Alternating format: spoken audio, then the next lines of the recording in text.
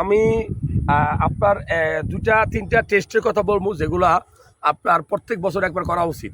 কারণ আপনার শরীরে কন্ডিশন জানার জন্য, আপনার বয়স যদি 40 হয় বা আপনি যদি অনেক দিন প্রবাসে থাকেন, বিশেষ করে প্রবাসী বাইরে দেশে ফিরেন, এই 4-5টা টেস্ট আপনি করবেন। আপনার কিডনি ভালো আছে কিনা জানার জন্য সিরাম ক্রিয়েটিনিন, আপনার লিভার ভালো আছে কিনা জানার জন্য আপনার HCPT, আপনার হরমোন লেভেল ঠিক আছে কিনা জানার জন্য testosterone level, serum testosterone level, আর রক্তের পরিমাণ ঠিক আছে কিনা, রক্তে কোনো ইনফেকশন আছে কিনা জানার জন্য CBC, প্রস্রাবে কোনো ইনফেকশন আছে কিনা সেটা জানার জন্য ইউরিন আরি। এই টেস্টগুলো করবেন। আরও যদি আপনি মোটা তাজা হন, আপনি যদি অনেক বেশি স্বাস্থ্যের অধিকারী হন, প্রেশার থাকে, আপনি অবশ্যই সিরাম লিপিড প্রোফাইল টেস্টটা করবেন। এই টেস্টগুলো করলে আপনার শরীর সম্পর্কে একটা ধারণা পাবেন।